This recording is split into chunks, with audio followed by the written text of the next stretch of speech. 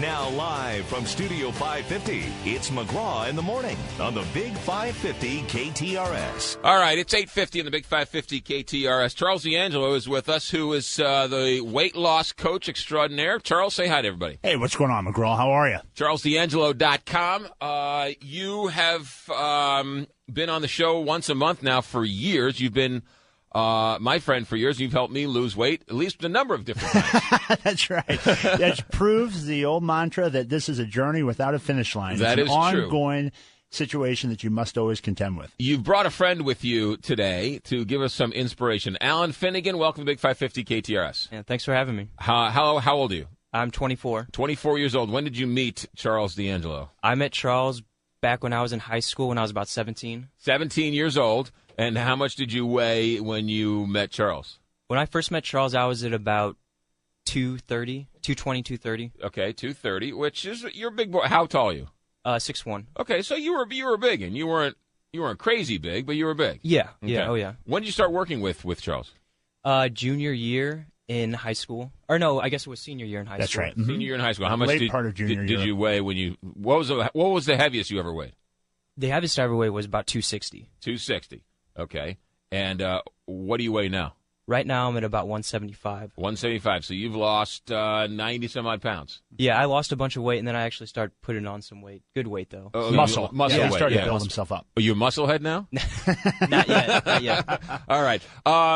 So take us through how you were a young kid in high school, overweight, and you decided, what, this isn't for me? What was the motivation to work with Charles? My dad subscribes to Men's Health, and he had seen Charles' ad in there, and come to find out that Charles actually went to the same high school as me, a few years older. Okay. Started working out with him. I had to stop for some personal reasons. I put that weight back on. When I got to Mizzou, actually my very first night down there, I went to a party, and I went to an all-guys school. CBC. CBC, okay, right. And honestly, I didn't hang out with that many girls during high school. So Yeah. I went to this party, and I just sat in the corner the entire night. I didn't feel comfortable with who I was at all. And the next day, I was like, I need to start back up with Charles's program. So he wasn't actually there with me, but I was doing everything he told me to do. Right. And he And lost then 100 pounds after that. right. And has since been building muscle the last couple of years. And so tell people it's the hardest step, and Charles, you can sort of jump in on this. The hardest step, I think, Alan, is the first step. Oh, absolutely. Yeah. Even when I do get off track every now and then, the absolute hardest part is starting up. And so if I ever want to get off track, I just think it's like, it's going to be so hard to start back up. Just stick with it. But that is the hardest part, is getting started. It really Breaking is. the routine is something that does make it challenging, but having a routine in the first place is really what anchors a person to success. I mean, we're all in a routine. The key is to have that constancy of purpose where you're really focused on what you're doing and why you're doing it, like Alan is. And the reality is, Alan was only eating about 2 times a day prior to working with me. He would eat very, very late in the evening, like wasn't it around like 11 o'clock 10 at or night? 11, yeah. At 10 or 11 at night, and he hadn't eaten all day. And now he eats a series of 6 small meals several times a day throughout the day and does not do an exorbitant amount of exercise. He just exercises doing weight training and a little bit of cardio to maintain his results. Alan, there are people out there listening who have New Year's resolutions who are 30 pounds overweight, 50 pounds overweight, 100 pounds overweight, listening to this saying, boy, I sure would like to do that. What would you tell somebody who is trying to think about starting this journey? It's not as hard as you might think it is. And I think once people stick to it just a week or 2 weeks and you start seeing that weight gradually go down, it validates what you're doing. And that's what made me stick with it. Is just after 2 weeks, I saw I had dropped probably 10 pounds, and I was already loving it. And just that motivation kept me going. Yeah, it's true. It's not as hard as you think. And you make it harder than it should be. The more you analyze it, the more you get stuck in that paralysis of analysis where you're thinking about, well, I'll have to give this up, I'll have to do this, I'll have to make time. I mean, you overchunk yourself and you overwhelm yourself rather than just taking action. I always say there's no such thing as people say, well, I'm trying to lose weight. You're either doing it or you're not. Right. You make a decision that you're going to hold yourself consistently to whatever approach you choose to follow, whether it be mine or another, but you've got to be consistent because to develop the momentum that Alan is referencing, you have to be consistent. Otherwise, you lose 2-3 pounds, you put 2 or 3 pounds back on, you lose 5, you gain 5. It's just back and forth. So you have to be consistent and be strategic rather than spontaneous. Especially people like now who've just got finished with the holidays and maybe have been really good, and maybe Christmas and New Year's, they sort of fallen off the cliff a little bit. And there's in the program, as you know, McGraw, and Alan knows, of course, the refuel night. So you have to plan in whatever plan you're doing to give yourself a psychological and physiological break from the monotony of the plan that you're on so that you don't go off the deep end having eaten 5,000 calories in one sitting. Which somebody in the studio has been known to do from time to time. I'm not pointing any No fingers. names here. Alan, what did you think of the workouts? Because a lot of people are like, oh, it's too hard to work out and lift weights and all that. What did you think of Charles's workout routine? It's not bad. Once again, it's really not that bad at all. People feel like they don't have time to take out 45 minutes to an hour, and if it's something that you really want to do, you have time for it. And the cardio is really not that bad. Yeah. It's just walking. It's just walking. Yeah. And what's interesting is you go to the gym and you see people who for months are running and they're just still, their body is still the same, and I'm sitting there walking on the treadmill and I've dropped 50 pounds. Yeah, you look different every month, month over month. But the key is you don't have to take a real extreme approach to see consistent results. You simply need to make the effort to be consistent in your food habits. That's the biggest thing I would say, is that you have to change your relationship with food and your relationship with exercise so that both of those two things become things that are pleasurable to you in the right way.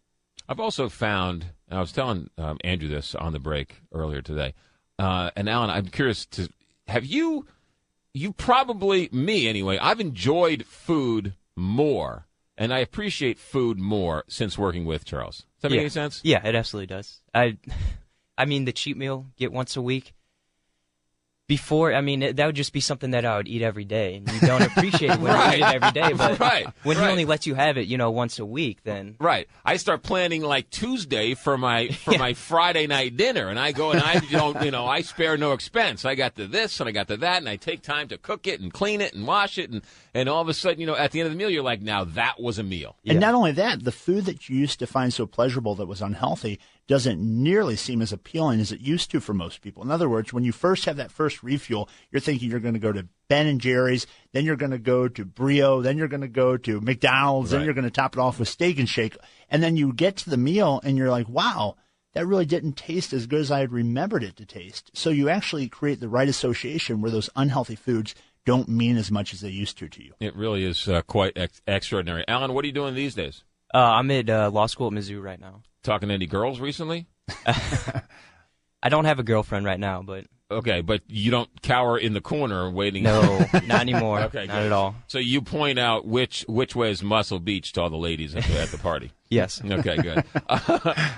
What have friends said to you who have seen you 100 pounds heavier and now they see you this way? They just think I look great. There's actually a few people that I haven't seen in a couple of years that saw me when I was at my heaviest, and they don't even recognize me at all now. They walk right past you. Yeah. My soccer coach in grade school that coached me for 8 years, and his son was one of my best friends. I was over at his house all the time. He hadn't seen me for probably 3 or 4 years, and I walked right in front of him and shook his hand. He didn't know who I was. Yeah. So amazing stuff. Charles, all right, so what New Year's resolution, what do you tell people as they try the and number start one on thing the you journey? have to do is set up a schedule for yourself. And this idea that, well, I can't make time for it. You can make time for anything that's important enough, but you've got to make it a must for yourself. So set a schedule of eating, a schedule of exercise where it's consistent. If you have to set alarms, whatever you need to do, we all have the same number of hours in the day. It's not the number of hours that matters, it's what you're doing with those hours. So make the time to be consistent with the exercise by knowing what you're going to do in advance. If you have a plan in advance, you can be successful. But when you walk out the door in the morning not knowing what you're going to eat, when you're going to eat, or where you're going to get it from, you're setting yourself up to be disappointed. So number one thing is set up a strategy. Be strategic rather than spontaneous. The thing that I get the most out of all this, and the reason why we have you on the show is because we do have an obesity epidemic, and people should lose weight, and people should be healthy. But so we sort of make time to sort of talk about it here on the show. But what's funny is people who know me, they say, Because Charles can be Charles, right? Yeah. We all love What Charles, now? but he can, Charles. What? Charles can be Charles. But you know what the friends say to me, have known me for years. They say, you know what? Whatever you're doing, it works because he motivates you to go to the gym. He motivates you to take it off. He motivates you to keep it off. So say what you want about the guy. I am the nicest guy, McGraw. I don't know what you're trying. What the heck are you trying to say here? Absolutely the nicest guy in the world. Just be real. What are you trying to say here? You're a great guy. Thank you. Absolutely. But I mean it. You are. Okay. We'll be right back after this commercial break.